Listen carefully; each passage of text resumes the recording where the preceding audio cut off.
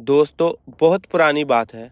एक जंगल में एक गुरुकुल था जिसमें बहुत सारे बच्चे पढ़ने आते थे। एक समय की बात है, गुरुजी सभी विद्यार्थियों को पढ़ा रहे थे, मगर एक विद्यार्थी ऐसा था जिसे बार बार समझाने पर भी समझ नहीं आ रहा था। गुरुजी को बहुत तेज गुस्सा आया और उन्होंने उस विद्यार्थी से कहा, अपनी हथेली तो दिखाओ बेटा। विद्यार्थी ने हथेली गुरुजी के आगे कर दी। हथेली देखकर गुरुजी बोले, बेटा तुम घर चले जाओ, आश्रम में रहकर अपना समय व्यर्थ मत करो, तुम्हारे भाग्य में विद्या नहीं है। शिष्य ने पूछा, क्यों गुरुजी? गुरुजी ने कहा, तुम्हारे हाथ में विद्या की रेखा नहीं है। गुरुजी ने एक होशियार विद्यार्थी की हथेली उसे दिखाते हुए कहा, ये देखो, ये है विद्या की रेखा, ये तुम्हारे हाथ में नहीं है, इसलिए तुम समय नष्ट ना करो और घर चले जाओ और वहाँ अपना कोई और काम देखो। ये सुनने के बाद उस विद्यार्थी ने अपनी जेब से एक चाकू निकाला, जिसका प्रयोग वह रोज सुबह अपनी दातुन काटने के लिए करता था। उस चाकू से उसने अपनी हाथ में एक गहरी लकीर बना दी। हाथ से खून बहने लगा। तब गुरुजी से बोला, मैंने अपने हाथ में विद्या की रेखा बना ली है गुरुजी। ये देखकर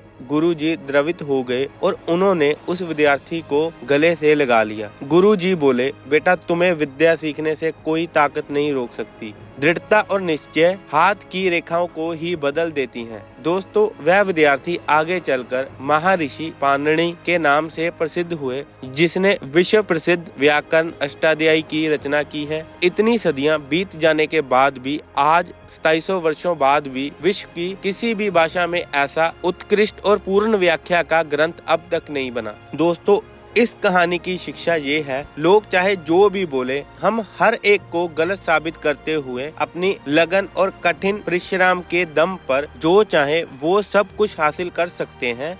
धन्यवाद।